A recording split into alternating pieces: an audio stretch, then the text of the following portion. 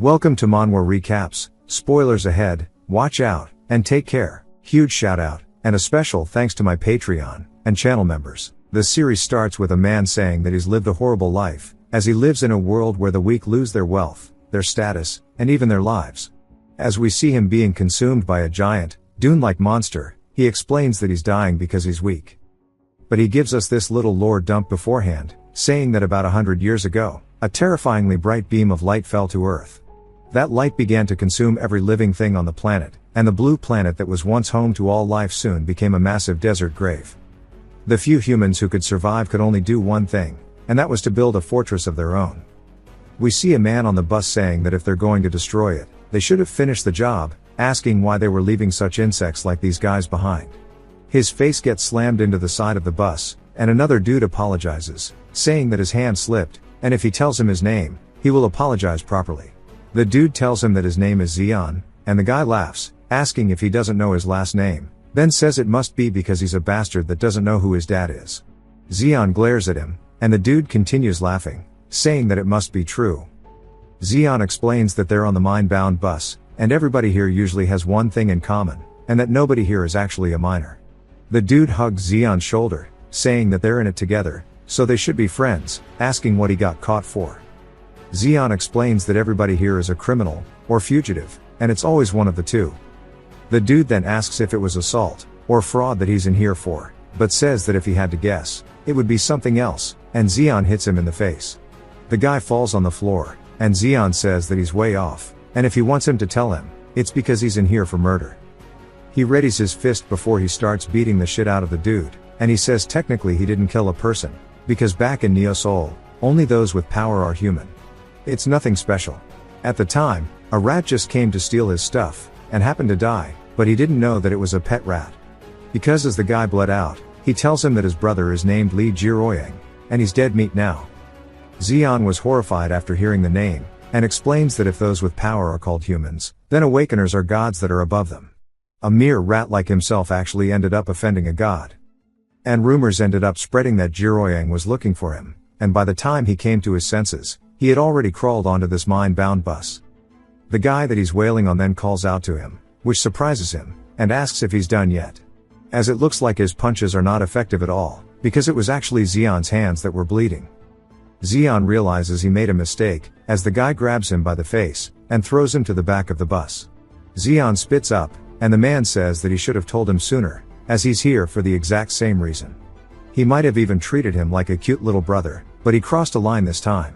Xian starts panicking internally, and the dude tells Xian that Big Bro is going to teach him a lesson, and everybody here surely agrees. As it's now revealed that the dude's actually an awakened one. Though before he gets a chance to retaliate, the bus begins shaking violently as it's thrown into the air. One of the fugitives crawls to the bus driver, telling him to watch where the fuck he's driving, and we sees him just sitting there, stricken with fear, mumbling. And the dude holds his head, asking what he just said. The bus driver's eyes are completely red, and he sits there just mumbling. He's probably just thinking that they're just talking about something else. As the bus is in the middle of one of those giant dune worms, everybody starts panicking, and screaming, trying to get off the bus. And Xian explains that looking back it was always the same cycle, as he's also off the bus now falling into the sand. He says that whether it was a Neo Soul, or when facing an awakened, even being devoured by a sandworm, none of it is unusual. In this world, the strong taking from the weak is natural, so the fact that he's dying is just because he's a weak piece of shit. As the sandworm closes its mouth, he says that it's a very obvious, and cliché story, and he can always imagine it, the fantasy that if he were just a little stronger, he wouldn't be dying like this, but at this point, he's just rambling before his death. As we see his hand still sticking out of the sand, we hear it vibrating as we also notice his fingers all fucked up. The sand continues to swirl until Xian's eyes open widely, and he starts gasping for air. He quickly sits up, and starts to feel a weird sensation going through his body. As he starts seeing landmarks around the world, such as the Statue of Liberty, the Eiffel Tower, and so on, we see his eyes starting to look as if they contain the desert himself, but we soon see that was a gross understatement. As he gets a view as if he's seeing the planet from space itself, his eyes are now similar to a black hole. He then says the word sandblaster, as we see it starting to form at the tip of his finger. It fires out through the side of the sandworm, causing it to screech as it pierces through it. He quickly makes his way over to it, and crawls out of it, saying that he will survive where everything has turned to sand no matter what it takes. As he crawls out of the worm, we see him coated in its blue blood. He looks over to spot that it's still alive, but to him it doesn't matter, as he will survive. Xeon says that he can feel his heartbeat clearly in every single cell in his body surging with energy, and that this is the feeling of an awakening. The worm begins to thrash violently before flying straight towards him. He grabs his hand saying that he'll deal with this shit now, but somebody approaches saying that he's in his way. Xeon is surprised before he gets shoved, and sent flying through the air, then he lands in the sand. He asks when the hell that guy got so close. When he looks up he's surprised, as blood begins flying out of the worm. The dude says that he doesn't know what it ate to grow this big, and it's time for him to go back down to the first floor as he raises his leg.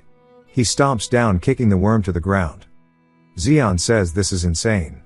For him to take down a sandworm this easily, this is the power of somebody who has their awakening well established, and he's never seen anything like this. A woman quickly approaches him, and grabs his arm saying that is their captain, Jang Yongbaum. He's just surprised that she got this close, and the woman continues saying that's the fastest time he's ever killed one. Xeon asks when she got here, and says that she's incredibly strong despite how she looks as his arm begins freezing. Yongbaum says that a sandworm is not exactly a tough opponent. And we finally learn the woman's name is Giselle. As he calls out to her, Xeon tries pulling his hand away, and Yongbaum looks a little annoyed, then sighs. As Xeon tells Giselle to stop it, she salutes Yongbaum before leading to her side, and kicking Xeon's legs out from underneath him. She slams him onto the floor, and says that she wants to know what this guy's rank and ability is, and it's time for them to find out. As she takes off the bandages on his wrist, she's surprised, and tells Yongbaum that he's not actually an awakener. Xeon asks what bullshit she's talking about, and Giselle tells her boss to check for himself as he doesn't have a rank insignia. Xeon says there's no way an awakener wouldn't have one, and she must be blind. Somebody else starts banging on their little car telling them to stop dragging their feet, and it's almost sunset already. Giselle asks what they're meant to do with him as he'll die if they just leave him here. Yongbaum looks down at Xeon, and Xeon looks a little worried until Yongbaum says to throw him in the back as he was probably headed toward the mine anyway. Giselle picks him up, and carries him over to the car as they're driving the Humvee through the desert. The driver asks why they keep running off on their own as it's almost sunset, and he knows they could hear him the entire time. They continue arguing while we see Xeon tied up in the back just using his power to make sand spiral up into the air before plummeting back down. He says that seeing the sand move to his will, he's definitely awakened his power, but he wonders why they can't see his insignia, and now that he thinks about it the color is a bit different too. He says the light of a ring's insignia follows the awakener's classification. Magic types are blue, combat types are red, and he's heard there are other types, but the ability to control sand is one he's never heard of ever, and he's able to do it effortlessly. He says his ring's insignia shows F, which is the lowest level, but he can feel that the power he has feels infinite as if it's the desert itself. He starts to smile saying that he'll wait until it's truly his, and hide it, and endure until the time is right. He'll make the entire world his stage, and control it. They finally make their way to the mines, and Xeon says that there's even a checkpoint, and it looks normal enough so far. Somebody else tells him to follow, and Xeon says they haven't untied him yet, and the dude tells him to shut up before he tapes his mouth up. As they take him away, Yongbaum says that something is definitely off. Giselle asks if it's because he's the only survivor, and it was probably just luck so he shouldn't overthink it, but Yongbaum says that it wasn't luck. As he saw the damage of the worm, and he wonders just what the hell that guy's deal is, and he should have at least asked for his name as he has a feeling their paths will cross again someday. We see there's actually a city within the mine. And it looks a lot more normal than what you would think. Even Xeon says that he thought it would just be a bunch of tunnels, but it seems that people actually live here. The dude once more tells him to shut up, and he needs to be quiet until the supervisor gets here. Xeon asks if they're really just gonna leave him here like this. And the dude asks if he wants a bullet in his head before he goes. Xeon says no, but he wants to know how he knows that he won't do something here. The dude tells him to do whatever he wants. It's not like he could do anything anyways. After he leaves, Xeon calls him an asshole, and says that since he needs to look around, and he's getting a little hungry, but he needs to see if there's a place to eat around here. He spots some food, and walks over to a man, and then notices behind him a poster talking about labor as they want to illuminate Neo Soul. The old man asks if it sounds grand or not, and it's so accurate it's almost funny, and that Neo Soul's energy source is actually monocrystals. Xeon asks what he's talking about because if it wasn't mana crystals, what else would it be? The dude points at him saying that it would be him. Rats like him do exactly as they're told, and when their numbers run low, more of them fill up the head count on their own. So what better energy source could there be? Xeon says he seems to know a lot, even though they just met, and judging by his age, his peers must be taking a swim in the afterlife about now. The old man says when he gets to his age, he tends to take an interest in everything. Then he asks about how the insides of the sandworm wear and if it feels like going back to his mother's womb. Xeon asks if the rumors have really already spread this quickly. And the old man calls him foolish, saying that he'll soon be wishing he just ended up as sandworm shit, because this isn't some place that he can just run to thinking it's safe. And Xeon asks what he's talking about. He came here to make money. The old man says that's bullshit. The old man says he'll show him something interesting, and tells him to look behind them. As we see a whole tray full of boxes, Xeon asks why he's looking at all this trash. The old man says these are things he's collected one by one over the years. In the end, he says it's the final end of the fools who came here in his future. Everyone who comes here tries to hold out at first to avoid going into the mine, because that's exactly the kind of place a crystal mine is, thinking they'll die if they go in. They desperately sell off whatever they can get their hands on as long as possible, even going so far as to sell themselves. But all they were doing was delaying the inevitable, and it solves absolutely nothing, and whatever they have left in their hands just slowly slips away time and time again. In the end, they all meet the exact same fate, telling themselves that it's easier just be swallowed up by the mine. They say a person leaves their name behind when they die, but trash leaves nothing behind, but more trash even in death. And he's looking forward to seeing what kind of trash he'll leave behind. Xeon throws the meat back at the dude asking how much it is. And the dude tells him that it's 10 sol. Xeon asks if he's crazy, and if he sprinkled gold or something on it. The old man says that everything is precious around here, and that skewer he just tossed away is probably worth 9 sol on its own. Xeon says the meat he used must be incredibly cheap, and he's sorry that he doesn't have that kind of cash on him, and he's obviously trying to rip him off since he's new, but he must have lost his mind if he thinks anybody's going to pay 10 sol. Everybody around them starts drawing their blades, and Xeon says he's sorry but there's no way that he's paying that. They all start to get closer, and approach him as a group. And then the lights go out. The old man asks if he doesn't think it's strange, and an old man like himself could run a business so openly in a mine like this. As they all start pointing their blades at him, the old man asks what the plan will be now. Xeon slams his hand on the table telling him to calm down. There's no way he has that kind of money on him, and him claiming that this shitty meat costs 10 sol is just absolute horse shit, and that they can talk this out with words. The old man says that he doesn't need to worry as he's not that cold-hearted. They can always make a trade with something else, such as the mana crystal in his pocket. Xeon's surprised seeing that he can't believe the rumors have spread for this too, and the old man tells him to hand it over. He still makes an exception, and prays it fairly for him. Xeon says that's bullshit, and he has no idea what he went through to protect this. Somebody palms his head like a basketball, and Xeon says there has to be another way they could settle this, as there's always store credit. The guy slams his head into the table, as we see blood fly all across his face. He asks the old man how long he's going to stand there, and listen to him, as they should just bury him, as a little brat like this means nothing. We see the blood was actually Bro's because Xeon used sandblaster, and cut his arm smooth off, painting the entire surroundings with the dude's blood, and one of his homies catches his hand. Xeon then uses sandblaster once more, causing pillars of sand to fly up to the floor, impaling everybody around them. We see his eyes have gone completely mad. At least that's what he would like to do. But instead he's just standing there with a nosebleed, and the dude asks if he's alright. Since he's just been spacing out for a while. He wants to know if he had a bad dream or something.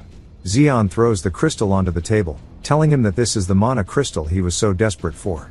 The old man looks at it, and is impressed, and says at a glance that it should be worth 100 sol. Xeon gets pissed, saying that this is worth 300 at least. The old man explains that everything here is precious. But maybe he should have ended up a sandworm shit. Xeon grits his teeth, and bangs his head onto the table, saying that if he puts his mind to it, taking down that old man is easy, but not yet. He begs the old man to give him plenty of change.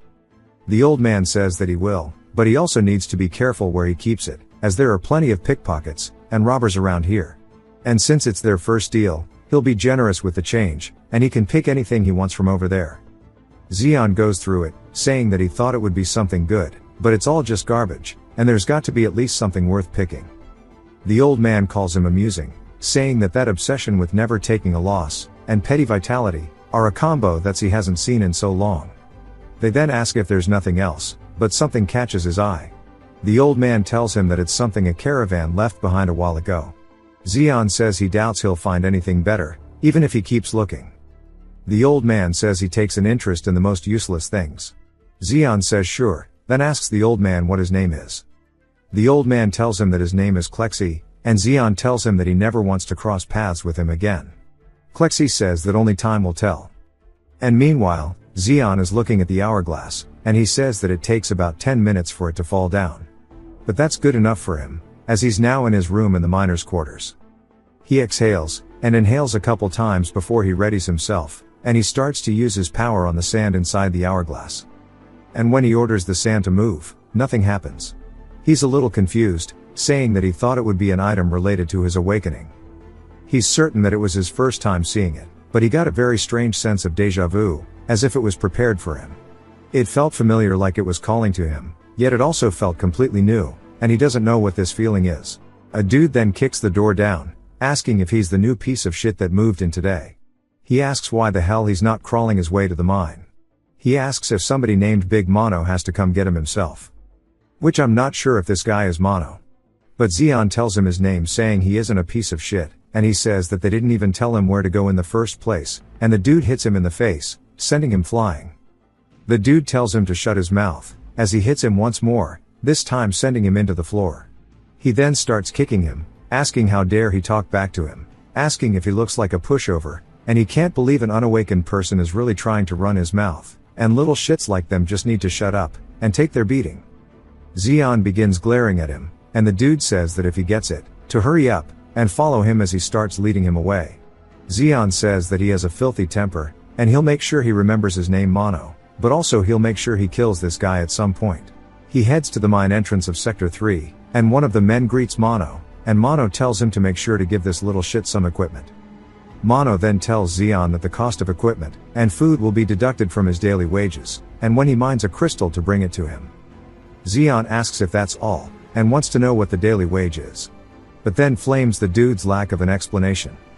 He then quickly ducks as a pickaxe flies through his helmet, and Mono asks if he needs to be taught how to use a pickaxe as well, as the cost of the helmet is now going to be deducted from his wages, so he should keep that in mind.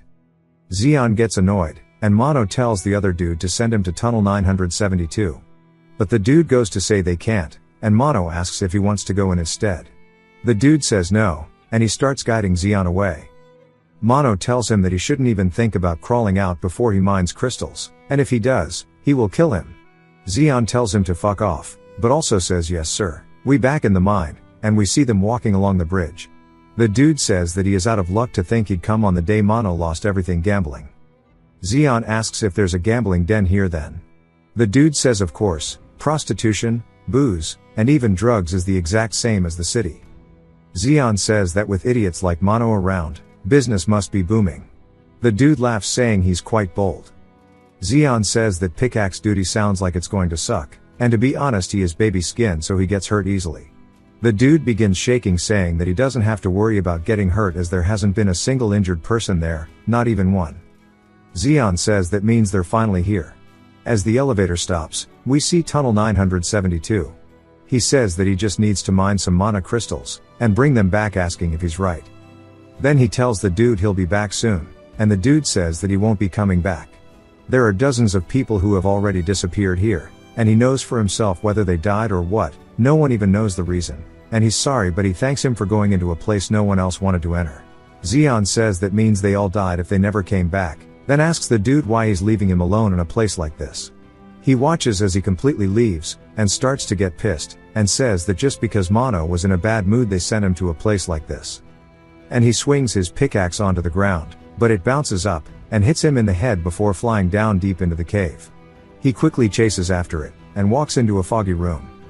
He says that he was too angry to notice earlier, but to think there's such dense mana in an underground tunnel is crazy, and the others must not have felt it because they are ordinary people, and the deeper he goes the denser it is. If he were an ordinary person he would have suffered man over live by now, and he wants to know where it's coming from. He then spots something as it's his broken pickaxe. The ground begins to sink in, and he says that it sucks the neck is broken, but he found it, and he guesses he still has some luck. But a red portal appears underneath his feet, and his eyes open wide with fear, and he screams asking what this is, and if this is a portal. His helmet then falls off his head, and bounces by his pickaxe shining a light on the broken pick. We get a flashback to him as a kid in the city, and people are talking about how he's going to die soon as his parents threw him away so there's nothing they can do, and Xion wonders what kind of life he wished for again. He just wished he didn't have to go hungry, and he was constantly beat no matter where he went. So it got him to thievery since he wanted to be able to dream a little. That is how he ended up accidentally killing that dude, and it forced him to run away in pure terror. He just wanted to live a life without having to worry about dying, and to him that just means a normal life, and that's all he wanted. Some rocks fall on top of his head, and he comes to asking why it's so hot down here. He then realizes very quickly that there's ash below him, and he continues sweating from the heat. He says that if he fell into a portal that means one thing, and that he has made his way inside of a dungeon. As we see a massive volcano-type landscape in front of him. Then a rock bounces in front of him, and he grabs it. As it starts burning his hand, he screams before throwing it. He says that this really isn't a dream, that dungeons are places that people usually have to prepare to enter. He guesses that there's a lot of volcanic ash around here, and it's like sand scorched by fire, so he can probably use it. But if he doesn't get out of here quickly, his lungs are going to fry. He tears off a portion of his pants, and ties it around his mouth, saying that if the dungeon has an entrance, that means it has an exit too. And the most likely location is the highest point in the dungeon, which would be the mountain peak. He says if he just stays here, the heat and volcanic ash will kill him anyways. And right now, with no magic beast in sight, it's his best time to move. He'll take the shortest route, and make a mad dash for it. And he hypes himself up, saying that he's a man who doesn't know how to quit. He quickly leaps across a magma river, and lands on the other side, saying that was close before it falls underneath him. Desperately he stretches his hand out, and barely makes it on the edge of the cliff, and says that lava can never scare him. He quickly climbs over the edge, and starts panting, and we see him getting frustrated, and he starts banging the ground, and he screams, saying that he's going to kill that bastard Mono the second he gets out of here. And him getting angry is just making it hotter, but he reminds himself that he needs to survive this, and claw his way out of here, and make it back. And if he just jumps 4 more times, that's all he needs to get across to the bottom of the mountain. And he tells himself that he can't stop, and he needs to move instead of thinking. His life can't end in a place like this, and he refuses to let it happen. As he leaps to the next one, we see a giant monster quickly fly out of the lava, and eat him whole, and then it dives back down, and just goes waddling through the river like nothing happened at all. But we see a little bit of sand flying into the sky, and then it is burning. As it turns out that Xion has actually used his worker's jacket to make himself float into the air, and he asks how hot it is for volcanic ash to melt away like that. He had a feeling, but he really can control it, and it saved his life. But his grip strength is weak, and he quickly falls onto the ground, and he says that it's way too damn hot. The environment is more vicious than the magic beast, and his nasal passages feel like they've been roasted by the heat and ash, and he can't breathe anymore. As his mind begins going blank, he asks if this is how he's going to die, but he tightens his grip, and says that it hasn't even been a minute since he swore he'd survive, and yet here he is almost dying. He hasn't even had a girlfriend yet, and dying like this would be unfair. He widens his stance, and starts to make the volcanic ash swirl. He says that he's sorry to the King of Hell, but he's going to have to settle for a big crocodile instead of him. As it starts running straight towards him, he screams, and somebody tells him that he possesses quite an amusing ability. Xion looks around confused, asking if that's the King of Hell, but instead they tell him that for him to manipulate sand is truly amusing. Xion looks up surprised as an old man's flying straight down. The guy smiles, and Xion asks what the hell an old guy's doing up there. The old man reaches onto his back, grabbing his blade, and smiles even wider as he starts to increase his speed. Xion realizes that something is coming as the man breaks the sound barrier multiple times before he dents the crocodile's head in. The impact is so violent that it destroys a good chunk of the land, and sends magma flying everywhere. The wind alone is almost impossible for Xion to withstand, and he drops to his knees, saying that he can't hear anything anymore. His eardrums feel like they're ruptured. He wonders what the hell is going on, but also if the monster is actually dead. As he looks up, he sees it completely cleaved in two with the old man standing before it. Xion can tell that he's different, and he isn't just some strong awakener, he's an existence that's on a completely different level. The old man then walks forward, and breaks the ground, asking what it is. Of course he's talking about his name, and he needs to answer before he counts to 3. As he continues walking forward he begins doing a countdown, and when he gets to 1 he's standing directly before Xion looking down at him saying that time's up. Xion stares confused wondering what the hell he's saying because of course his ears hurt, and he can't actually hear the old man, and the old dude just asking who he is still. The old man says that if he isn't going to speak then to just die, and finally Xion can hear again, and all he hears is to die. Xion tells him to wait saying that he doesn't know what's going on, but begs for his life. The old man says he guesses he's not a dumbass mute after all, and asks what his name is again. Xion tells him, and the old dude laughs saying that his name is fitting for a dumbass. Xion says that he must know what his name is if he's judging his. The old man cleaves the cliff behind him, and resheathes his blade saying that his name is Odin, and that is his name. Xion asks what the hell he's doing right now, and the old man asks what he means. Xion says that he wants to know why he's calling him a dumbass, and threatening him like this. He's grateful he saved him, but he also didn't do anything wrong. Odin says that by the looks of it he got caught in the snare, and he's not going to speak because he's not going to speak.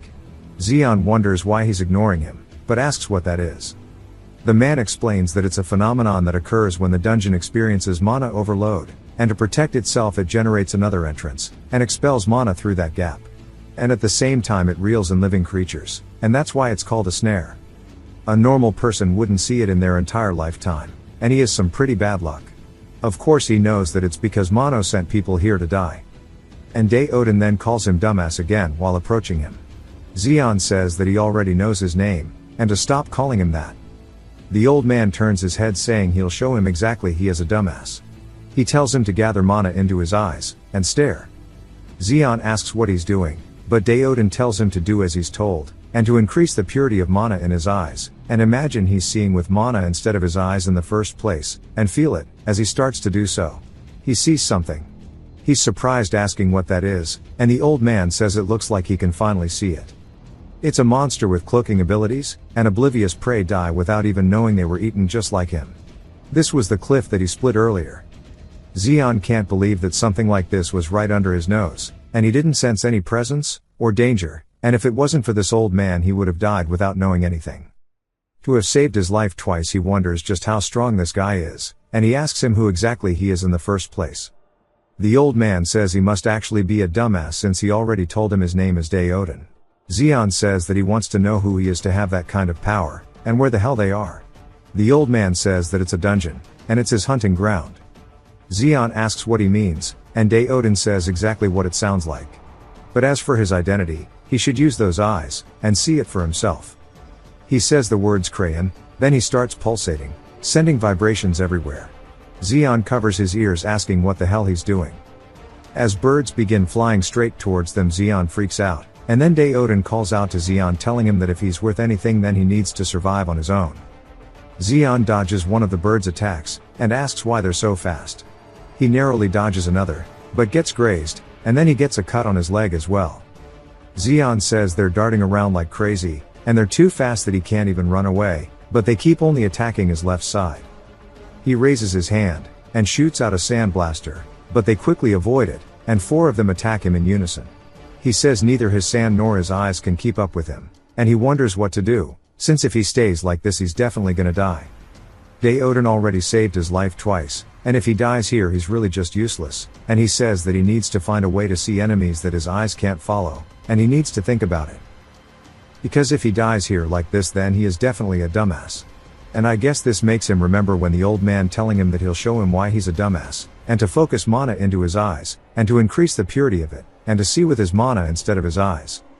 As he starts to do so the birds continue flying in, but this time he's able to read their attacks, and he creates a barrier around him using the volcanic ash, and starts killing them. He says that he's feeling the mana of the monsters, and he's using his mana to see instead of his eyes. When the monster's mana gets close he's counter-attacking them from the shortest distance. And he wonders if maybe Odin actually saw that far ahead, and knew that he would need this skill, and he wonders what's the deal with the old man as he's fighting multiple of the crocs. Odin's laughing saying this is fun, and it's been a while since he's been this fired up. As he's destroying the entire landscape around them we see him charging up aura into his fist, and he punches forward, cleaving through everything in front of him.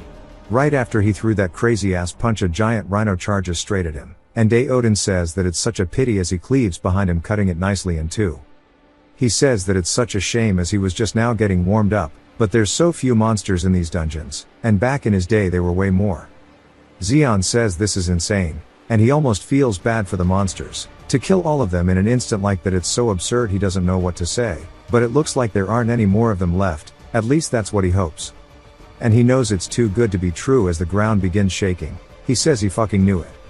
Something begins flying out of the volcano itself, and begins screeching. It paralyzes Xeon with fear, and he falls to the floor vomiting, and he asks what that was just now. Daoden tells him that's the roar of the boss. Xeon asks what that is, and Daoden explains that every dungeon has a final boss that serves as the source of the area, and it's the reason he entered this place to begin with. As its wings begin to spread with blue fire, Xeon freaks out, and Daoden smiles, saying that it finally made its appearance, and he came here to hunt this crimson drake in the first place. Xeon asks if it's really not a dragon. And Daoden says unfortunately not, but it should still be a B rank monster at the very least. Xeon says that if it's at least a B rank, then that means that it's a force field. Daoden pats his head asking how a cripple knows about force fields, and Xeon says he's only heard of them, about how monsters B rank and above have their own unique traits just like humans. Much like the rank insignias of Awakeners, a red force field means that it has a martial type trait, and a blue one like this, as it shoots out a giant icicle straight towards the two of them. Xeon puts his hands up screaming that it's a magic type, and it's way too overpowered. Daoden pulls one out of Ryu Hanbin's book, and uses cross impact, and Xeon stands there turning into a flight wrap. He says that his common sense and experience up until this point was all meaningless in front of this old geezer's power. As he flies straight towards the drake, his swings knocking its head to the ground, the drake rears back its claw, and strikes straight towards him, but he deflects the attack, but of course it was just a feint, as it grabs onto him, and starts to prepare a breath attack directly in front of him. Daoden smiles, and slams its mouth shut, and laughs asking if it hurts. He tells the drake not to worry about the pain as he's so personally ended for him, because today is the day of its funeral, as he launches another cross impact straight towards its chest. Xeon screams saying that today's gonna be his funeral too, and he's running away avoiding both of their attacks. He calls them crazy, saying that whatever the problem is they should just talk it out. He quickly pulls in some volcanic ash from nearby, and creates a barrier around himself to block the shock waves from their fight, and he tells them that they should move their fight elsewhere because the shock waves are way too much, as he's struggling to even keep the barrier up.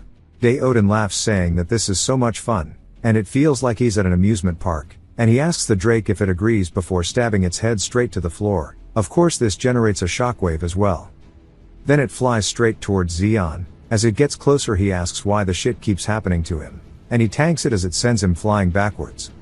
He rolls along the floor, and eventually off of a cliff, and realizes that he's pretty much as good as dead, as his eyes begin to get hazy. The last sight he sees before flying into the lava is Daoden, and the drake going at it once more.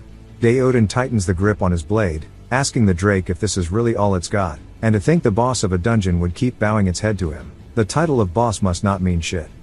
It starts to prepare another attack, and Daoden says that he guesses that he's a boss after all to have a trick like this up its sleeve. It fires that shit out, and it as well breaks the sound barrier, as it flies straight towards Daoden. We don't get to see what happens yet, but we see the dragon waiting for a reaction until Daoden tells it to look up. When it does so, a giant attack flies from the sky, pinning the dragon to the ground, causing it to spit up blood. Daoden lands on his chest saying that he's been hunting it, and cleaning this desert for an entire year, and he needs its heart to feed his blade crayon. So it's time for it to go ahead, and die. It looks as if the sword itself begins absorbing the drake's heart, as the energy from within begins flowing to the blade. As it continues absorbing it, the blade itself starts to rattle until it looks as if it separates, and flies onto Daoden's back, and reassembles itself. He quickly grabs it out of the air, saying that his sword crayon has grown stronger.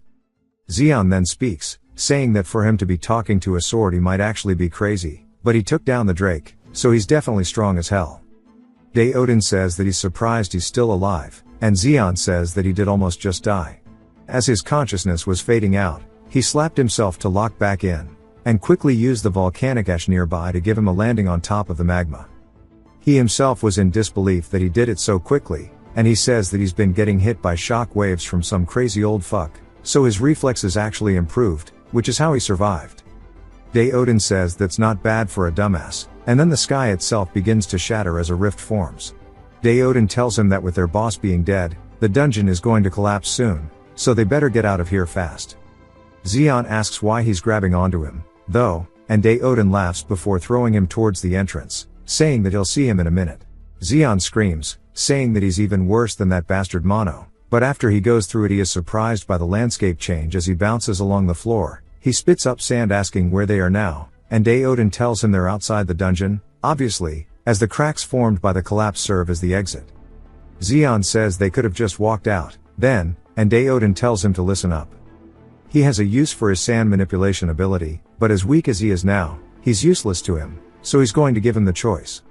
If he heads this way, he can reach Neo's soul, then he wants to know if he'll go back there, and live the shitty life that he's been living thus far, or if he will follow him, and become better, that he'll probably end up being just a higher degree of dumbass. Xian asks what he's talking about all of a sudden, and how long he'd have to follow him. Odin says that he doesn't truly know, months, years, maybe even decades, and he won't know until they get there, so he needs to make his choice right now.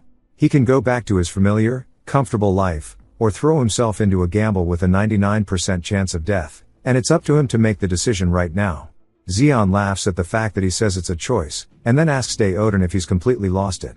He wants him to give up a home, a bed, and shade, and he wants to trek to the scorching desert with him. Odin says that it's exactly as he said. Xian then tells him that there's nothing more to say, as he's going to go with him. When someone pisses him off, he has to settle the score, but he's far too weak to get revenge on his own. That includes him too, by the way. He's overwhelmingly stronger than anyone he's ever met, and he doubts he'll ever come across anyone stronger than him, which is why he's certain. Odin asks if that means he's certain that he's going to die, and Xian says no, he's certain that if he follows him, he'll become stronger than anyone else.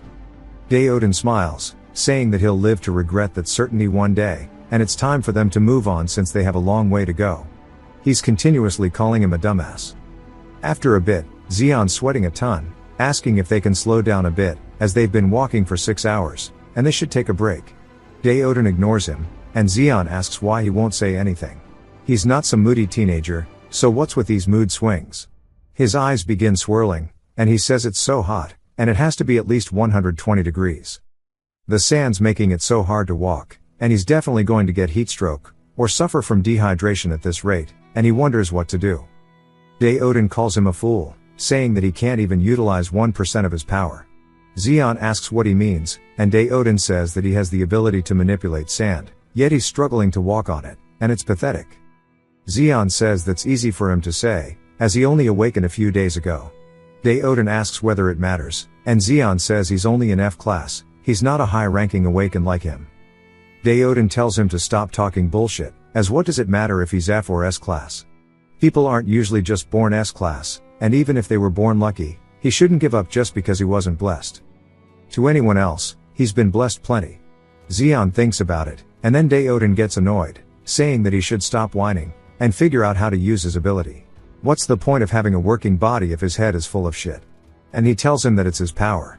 Naturally, he should know it best, how to break through his limits, and grow, and how to use his power. But it's something he needs to figure out for himself. Xian starts to tear up as Odin tightens the grip on his collarbone. And Odin says that he needs to understand if he can't figure it out to consider himself dead, and Xian says he gets it. He then stomps the floor as sand begins flying up around him. He says it looks like the range of sand he can control is about 5 meters, and it's a bit short, but he can make it work. The sand is ankle deep, and if he can solve this, he can save a lot of energy, and if he condenses the sand to make it solid, he has an easier time stepping on it. He says now walking is a total breeze, but it's draining too much of his mana. He can't keep this up for long, and he wonders about concentrating mana on his legs instead. He says that this makes walking easier, but if he does this, it's not like he's using his ability. Odin laughs, saying that this is what youth looks like, and he keeps trying without giving up, and that's the privilege that only the young have. He's still only F class, but his power and mana control are definitely at E or D class level, and if it's him, he'll surely be able to do something, but he doesn't say what of course. Xian screams, saying that it's working, and he tells him to check it out. He's only controlling the sand touching his feet, and walking is already a lot easier. He flips him off, laughing, saying that he can't do this shit, and he's walking in total comfort, so what's the old man going to do about it? Odin punches him in the skull, and says that he's so damn annoying, following him around like this, and he's just wasting his energy on useless things, as he's going to get himself killed. He tells him they're out of time, so he needs to hurry up, but then he starts to get worried, because Xeon doesn't look like he's breathing anymore.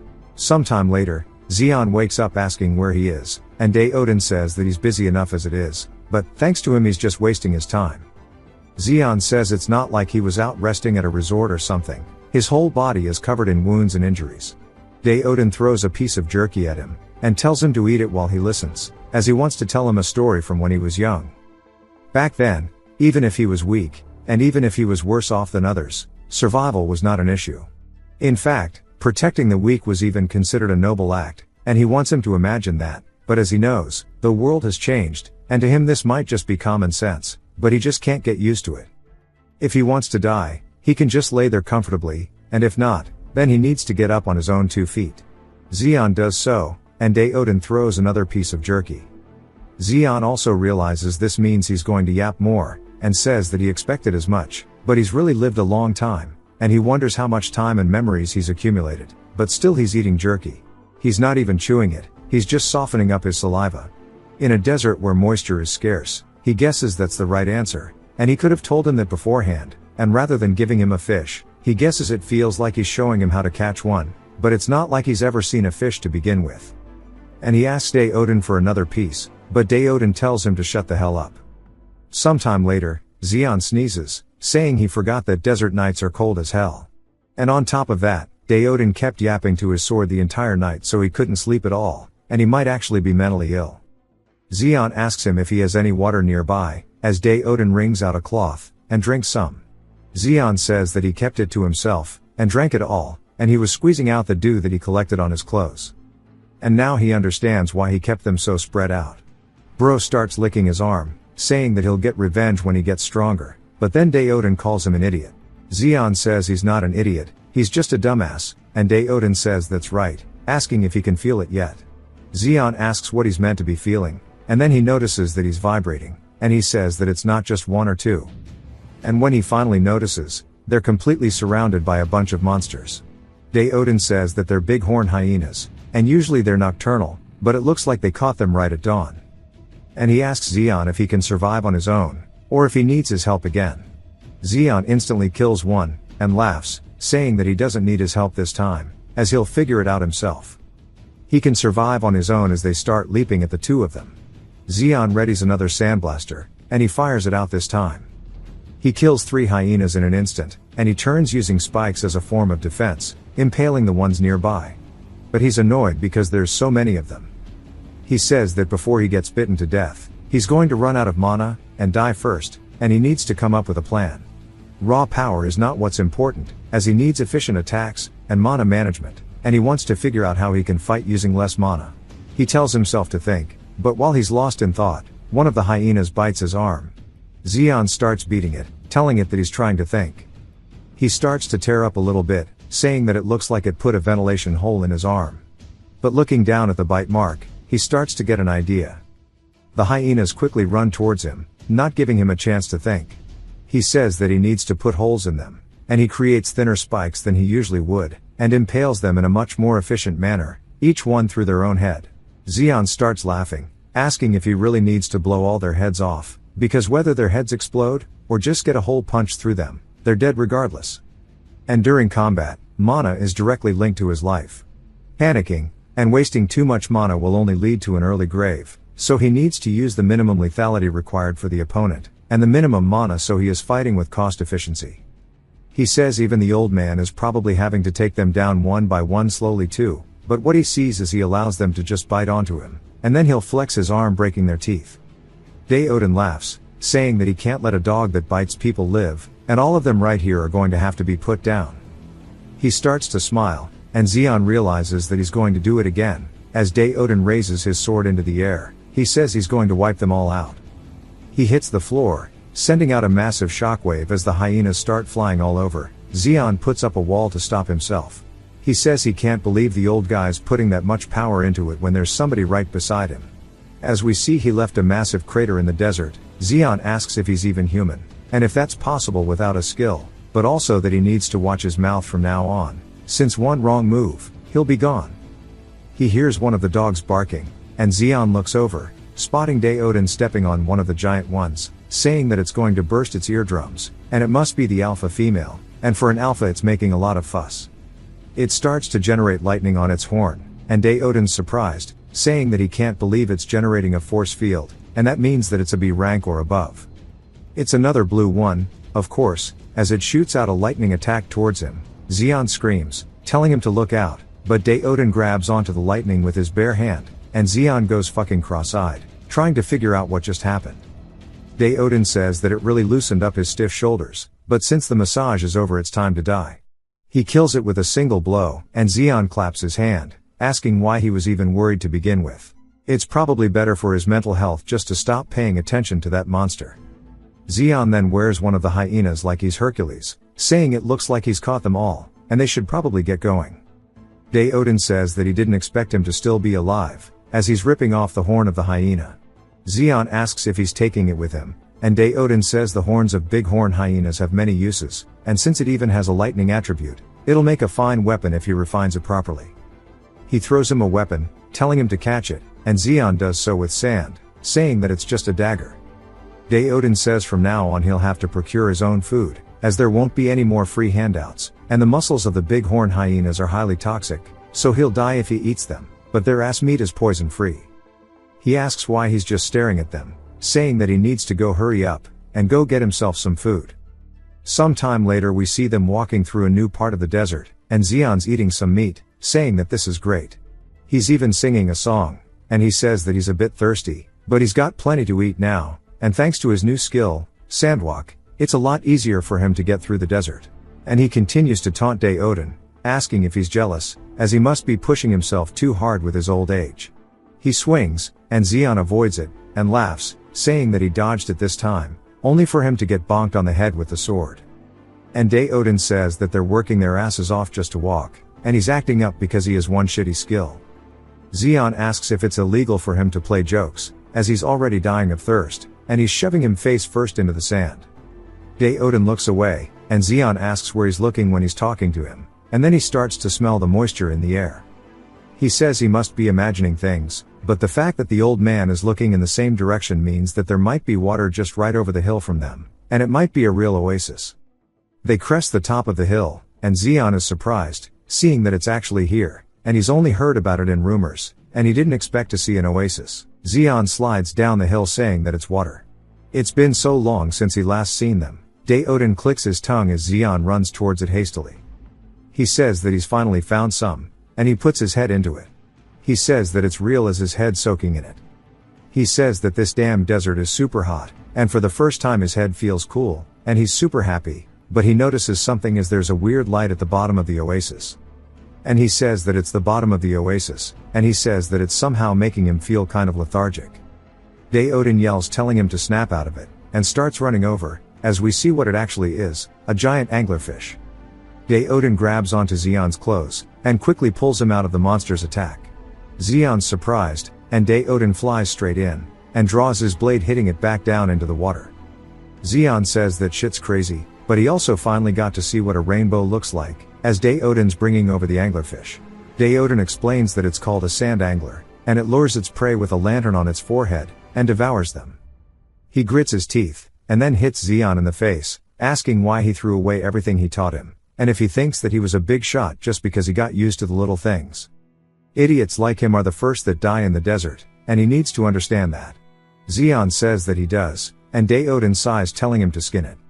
Xeon asks what he means, and Daeodin says that it is a C-rank monster, and the skin on his belly is soft, and elastic making it perfect for crafting a rope. So he needs to cut it off, and make one.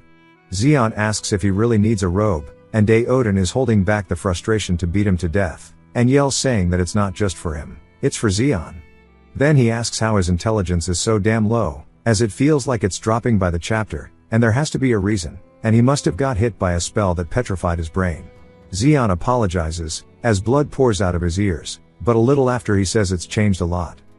Daeodin explains that it closely resembles the fish that used to live on Earth, and this must be his first time seeing one, so he should take a good look. Xeon says that it is actually his first time seeing a fish, and that they're absolutely scary, but he's having trouble getting his knife to pierce it. And Odin laughs, asking if he's trying to scratch its back, as it must feel good enough that a dead fish would maybe even come back to life. Xion says that he can do it himself, but this is tougher than he thought. And in that case he needs to change it up. He starts to focus his mana into the blade, and he says that if he infuses it with mana to increase its cutting power, it's a lot easier. And he can whittle down a fin until it's thin enough to use as a needle, and he substitutes thread with the tendons carved from its flesh. We see him actually crafting something, but it turns out to be complete dogshit. Even Odin says that he ended up turning a fish into trash. But he says that he has plenty of material still, so he'll do it again. Throughout the entire night he tries, and tries again, and we see him screaming, finally saying that it's finished as he holds it up. He says it took 8 failures, and he could actually sell this, and make his own boutique. Odin then calls him a dumbass again, and Xion says that he cannot have his rope. Odin tells him to cut this shit, and eat this, as he's holding a giant orb in his hand. Xion asks what the hell that is, and Odin says that it's a sand angler's gallbladder, which is a rare medicine, and he should eat every last bit of it. Xion asks what he'll do if he doesn't, and Odin says that he'll die. And he throws it, saying that he needs to take it as his arms are getting tired. Xion jokingly says he wishes they'd just fall off. Xion then looks down at the gallbladder, and gulps because it does not look good. But he starts eating it, saying that it's medicine anyways, and while it's bitter it's better than being beaten to death. But after a little bit of eating it he wonders what the strange feeling is. He says it's like he's eating clouds, as no matter how much he eats he doesn't feel full. And he should at least finish it quickly. Odin calls out to him once more, saying that it's time for him to burn. Xion asks what he's talking about now, and he feels it in his core as his entire body starts to feel hot. He quickly grabs his throat, and tries screaming, and he says that it's more than just hot. It's like his mana is going haywire, and it feels like a sun is writhing inside of his stomach, and if this keeps up he's really gonna die. Odin tells him to endure it because everything is like this oasis. And soon he'll vanish into the quicksands as if he never existed. Even there the sand anglers are reborn, and they return once more.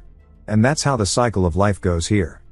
Xion tells him to shut the hell up with the shitty sentimentals already, and save him. Odin looks over at him, and of course doesn't do anything, and Xion screams, saying he's gonna kill him, and Odin says that he's trying to sleep. Sometime later Xion finally wakes up, and Odin smiles, asking if he had a good night's sleep. Xion freaks out, saying that he almost gave him a heart attack, and Odin asks again if he slept well. Xion says he didn't even sleep, he passed out. Odin says regardless he wants to know how his body is feeling. Xion goes to say it's the same, but quickly realizes that it's not. As he clenches his fist he says that he feels light, like he himself was a grain of sand, and his muscles feel tougher, and his mana is surging like a storm. He wonders what happened for him to grow so much all of a sudden. Odin explains that this is thanks to the gallbladder he ate. A sand angler's gallbladder is an unparalleled medicine for those crossing the desert. It grants the strength to endure the sun, and the sand into a caravan that's worth as much as a mana stone. It looks like it worked better than expected, and he congratulates him. Xion asks if it's okay to give him something so valuable, and Odin says it's because he's so damn weak. If he's going to drag him along he might as well make him a little bit useful. Xion says that he gets it, and he'll make sure that he makes himself useful, and he'll be called Xion the Reliable. Odin tells him once more to shut the hell up, and eat, as they aren't leaving until the rest of the anglerfish is gone. Sometime later we learn that it's actually been 4 whole days of them eating, and then he tells Xion it's time to head out again. Xion smiles, saying yes sir, and they start their journey back through the desert. Sand begins flying on them all over, and Xion asks if this is a sandstorm. He says thanks to his ability it feels like a cool breeze, but the old man never ceases to amaze him, as he's walking through it like it's nothing. He has not said a word in days, and he must be going through male menopause or something. As they've been walking for 2 weeks straight now, and he doesn't even know if the old man knows where he's going. And at this point they might just be lost. A giant ant appears behind them, and screeches, and Xion puts a sandblast through its head, telling it to shut up, and he wonders how much further they're going to have to go from here. The ant continues to screech, and he's surprised that it's still alive, saying it's sturdier than he thought. He's hoping they could just pass by, but it doesn't look like they're going to get through here easily this time, as there's quite a few of them. He tells them that if they're going to come out to do it already, because if he's late the old man will kill him. He shoves his hand down into the sand, and tells them to die as they all reveal themselves. Xion says that they're good listeners, and uses blaster once more, and launches even more sand into the air. He says that the days with sandstorms are actually pretty great, as there's more sand than usual, but when he turns around he sees that the old man is already a long bit away. He asks Odin how he could just ditch him like this, and he doesn't have a shred of loyalty, and it's no wonder he's still alone at his age. The ant's still alive though, but Xion's running towards him, saying surely he didn't hear that, and he's sorry if he did, but then he senses something. We learn that his detection range is within 10 meters. He was always on alert, never dropping his guard because of that one mistake he made previously, and it allowed him to react instantly whenever a magic beast appeared. However, what he sensed just now is different. What he felt at this moment wasn't just a beast, but a pure terror. As tons of ants start swarming out from underneath the ground, Xion asks how many of them are down there, and where this army came from. He calls out to Odin, saying there's too many, but Odin's sitting on a nearby rock just watching. Xion realizes that he can't keep crying for him like a brat forever, and there's no way the old man didn't sense these things, which means that this is an opportunity for him to test himself, and whether there are 1,000 or 10,000, in the end bugs are still bugs. He launches countless sand pillars up towards the ants, and we see him desperately hoping that it works, but one breaks through, and goes straight for his throat. He quickly vaults over its pincers, saying that he takes it back, there's way too many of these bastards, and they should fight him one-on-one like men. They continue to swarm him, and we see a massive explosion, but amidst the rubble, Xion flies out on a piece of sandstone, and he says that this place is just a damn anthill, but he needs to get high into the air, and assess the situation from above, and he's lucky that these can't fly. But then he feels a tug on his leg, and when he looks down he sees they created a tower to chase him all the way up into the sky. He asks how the fuck this is even possible, and it starts to thrash before it slams him straight into the sand. He spits up blood, and starts panting. As he's coughing up even more blood, he looks over at Odin who's still just watching. Xion smiles, and he says that he just needs to wait, and see how he lives through this, and Odin tells him that's the spirit that he needed to begin with, and a world turns into a desert. His ability is nothing short of a blessing, and he could have used that power to live a life of luxury, but that would have been the end of it. Those narrow-minded idiots don't even know why the world became like this, and they're just obsessed with illusions. An awakened is meant to master, utilize, and evolve their own skills, not to be some damn factory-made cookie-cutter soldier. And he still can't forget it. But of course, Odin's talking about the tragedy from 100 years ago. He says that he was helpless, and tons of people died right before his eyes, his comrades, his neighbors, and even his family. His daughter passed away without him being able to protect anything, and he lost everyone right in front of him like a total fucking idiot. But Xion is different. He has the potential to become anything, and throw himself into the fray, and cross the line between life and death. And as a result, he'll grow stronger just like he is doing right now. As he's starting to create a new magic at this very moment, he laughs, asking the ants if they can feel it too, that they're all done for. He made an ultra-high pressure compressed sand missile. It's simple, and crude, but it's very effective. He packs in gravity, wind, and every bit of energy he can use. The power increases tenfold, as it's comparable to that of an actual missile. He says this is the end for all of them. And they failed to kill him before he could grow even further, so they're going to lose here. Odin laughs, saying that he's getting overly excited. But after a bit, Xion's not looking that good, though the aftermath of the fight has left craters all over the desert. He gets super excited, and asks the old man if he can see this, since he's going to kill all of them before he gets caught in the pincers of an ant. He turns, only to see there's a giant one directly behind him. He says it didn't make a single sound, and he didn't even sense it. And there's no way he could use a high-level skill like stealth, and maybe it's because he was poisoned. He's been losing control of his mana for a while now, and it must be poison that blocks his mana points. He yells, saying that something like this won't stop him. It quickly kicks him in the back of the head, and when he comes to, his eyes are hazy, and he's now at the bottom of their ant nest. He hears a weird sound, and when he looks over, he sees larvae crawling over towards him, and they start sinking their pincers into his arm. He says he can't move, and at this rate he's going to be eaten alive, but he guesses this is it. And this is how it's going to be for him as his life is flashing before his eyes. One of the larvae is scared, and he smashes it, which surprises the other ants, and he starts to laugh. He says even as his life flashes by, there isn't a single good memory, and this is so unfair, so he refuses to die like this. There's now a second light on his insignia, and we see a giant pillar of sand form in the middle of the room. The ants look a bit taken aback, and it starts destroying their nest, as he shoots it straight up through the ceiling, and he creates even more sand missiles. Zeon then looks down at his insignia, and realizes that his rank has increased by 1. The poison is gone, and his stamina and mana are overflowing. He says that he must have ranked up. Everything is now on a different level compared to F rank. And yet this giant ant does not have a single scratch on it. It smashes into the wall, and he quickly evades by flying sideways. He says it's smashing through the rock like it's made of sand, and he wants to know how strong this thing is. As the missiles are bouncing off of it, he says that he hasn't made even a single dent. This is insane. He can't win like this. No matter how much he attacks right now, he won't be able to leave a single mark on it. In that case, he needs to think of a way to break unbreakable armor. Without smashing it, or without piercing it, he needs a way to rip it off completely. As he starts to send more dust up from underneath it, creating a type of spiral, he says that if he can't break the armor, he'll twist and peel the thing off of it whole. As he starts to grab onto the ant, we see it has a force field, or maybe something similar, and it starts to shoot out a sound that echoes throughout the entire room. Zeon asks what the fuck's going on. As his ears begin bleeding, he says his brain feels like it's going to explode. It continues shooting out this frequency, and he says that he can't believe it was hiding this until the end. Blood begins forming in his eyes, and he says that if this is how he wants to play his game, whether he dies, or it dies, he wants to see who's the first to give up.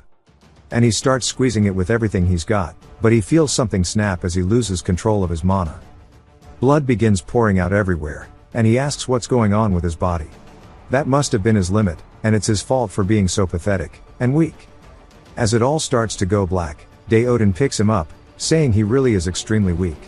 And he'll die if he sleeps here. Zeon's just happy to see him, saying that he'll let him have the last hit. Daoden says that he's disrespectful as usual, but he supposes he's not completely useless. As this wolf ant queen is a C rank, far stronger than him, but he didn't give up, and fought until the very end, and he's earned the right to live now. Zeon says that he can't hear a word he's saying, as his eardrums are completely ruptured. Daoden laughs as he picks him up from his back, and Zeon asks where the hell they're going all of a sudden. The area around them starts to warp around, and float to reveal a gem of some kind. Zeon stares at it asking what this is. He asks Daoden, then Daoden begins writing it on the wall since he can't hear it, and he says that it's a queen's egg, and he needs to eat it. And it's medicine, strawberry flavor this time. Zeon asks if he really wants him to eat it, and if that's even possible. He says he wants to ask just in case if this is going to hurt like the sand angler's gallbladder, or not. Daoden says he's probably going to die if he eats it. Zeon of course can't hear him. But he says it's fine, as it's not like it'll kill him, and he doesn't even know what strawberry tastes like. He then starts to get excited, saying that this shit tastes gas, asking if there's any more. His eyes start to hurt, as we see spikes forming from his body, and blood begins pouring from his eyes once more. He asks what's happening. We learn it's called organ inversion, and it's literally what it sounds like. His organs are twisting and turning, but we also learn that the queen ant's egg is a lethal poison.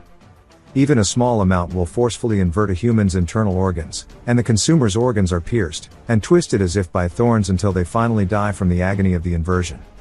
Zeon starts screaming, asking what the hell is wrong with him, and he keeps getting him to eat weird things. Daoden tells him that he's noisy, and if he wants to survive this crazy world he has to get used to it. Zeon asks how he can get used to this, but I guess that means he can hear him again. Then he starts to spit up a ton of black liquid. He looks down at it, and must think that it's his blood, saying that this shitty life of his is finally over, and he thought he finally had someone to trust, but in the end he was just a dumbass to the Gramps, as he falls face first into the liquid. Daoden walks over to the queen, and says that he needs to go ahead and find it. As he reaches into its corpse, he starts to mess around until he pulls a crystal out, saying that a beast's mana stone is on a different level from the mine stuff, and this one's a jackpot. Since the ants look useful, he's going to take all of them for now. His sword begins to resonate. And Daoden says that he knows, but there's no other way around it. If he's weak he dies, and that's just his fate. As he starts to walk away, he looks a bit hesitant, and tells his sword crane that he knows as well as he does that they don't have much time left. Sometime later Zeon slowly opens his eyes, and Daoden asks if he's finally awake, calling him an idiot. There's a giant explosion, and Daoden tells him to stop kicking up dust, and being disrespectful. But then he's a little impressed, saying that it looks like he's actually a little bit serious, because he's summoned a whole arsenal of missiles. And he tells him to stop acting out. He starts to float, and continues bombarding Daeodin with attacks, asking why, and as he needs to know why he tried to kill him. The ground itself begins to shake violently, and he says that he will not forgive him for this. He sends his sand up into the air, and uses it to cut the stalactites off the ceiling, causing them to fall straight down towards Daeodin, impaling the ground. It looks like Xion is not in the right mind, and he asks why he tried to kill him. Daeodin asks what he's doing, calling him a dumbass once more, saying that he knows the queen's egg has toxins that rotted his brain, but surely he can use what's left of it to think. Xion asks if he really just stood there, and tanked all that without a single scratch. Daeodin says that he's a kid who would die from a single flick to the forehead, so why would he go through the trouble of poisoning him to kill him? Xion says low-key he's right, and Daeodin explains that the queen ant's poison is a lethal poison that twists and stabs at your organs, but it also flushes out toxins and impurities from every corner of his body. Depending on how it's used, it can be a deadly poison, or a heavenly medicine, as it expels all the filth from your body, and fills that space with mana, and surely he felt it when he attacked that his mana has increased 3 or 4-fold. Xion realizes what he did, and quickly runs over, hugging him, saying that he's sorry for doubting him. He wasn't in his right state of mind, and he doesn't know how he could ever doubt him. Daeodin tells him that he's a total dumbass, and he gets it, so he needs to get off, as it's gross being hugged by a guy. But Xion's crying, saying he hates it too, but since he can hear it must have also had a healing effect. Daeodin laughs, saying that a grown man should be crying, and to let it go, but Xion says that he hasn't cried enough. Crayon starts talking to him, and Daeodin says that he knows, and the fact that he really could have died means that he survived because he was strong enough. Xion of course is rubbing snot on him, saying that surely he'll forgive him for this, but Daeodin says that if he doesn't get strong fast he's useless to him, and it was a reckless gamble. He picks him up, saying that it's time to get going, and he doesn't want him to forgive him as there is more pain to go. Xion asks why he's grabbing him again, and Daeodin smiles, saying they're out of time, so they need to get out of here quickly. Xion says that he's tired of this shit, and outside we see some scorpions going to town on some ant meat. As the ground gets destroyed, and Daeodin laughs, asking how he likes that, as it's surely way faster than walking. Xion says the shit's way too fast, and he wants to travel normally for once.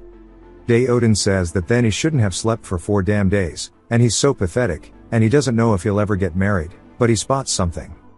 Xion asks what it is, as nothing's gonna surprise him anymore, but it does, as what they see is a giant-ass tortoise slowly walking through them, and he asks how the fuck something could be so big, as it's nearly 30 kilometers away yet it still looks so big. Daeodin says that they never gave him a moment's peace, and it's called the Mobile Fortress, Archelon. Daeodin explains that it's a turtle-type B-rank magic beast, but its defense surpasses the A rank. They modify the shell, and tame it to use as transport. Xion asks how the hell they ride that insane monster, and Daeodin says that he should take a good look, as the world is vast, and there are monsters capable of riding beasts like that. As it continues walking past them, Daeodin tells him to witness it with his own eyes. This is some Ark survival evolve type shit. As somebody hops off the top of it, landing in front of them, he says that he wasn't so sure since he was far away, but it really is him. Xion asks who the hell this is, and starts to prepare an attack, but Daeodin tells him to stay still. And the old man tells Daeodin that it's been quite a long time, and calls him by his name. If you've watched till the end, comment, pizza, to let me know.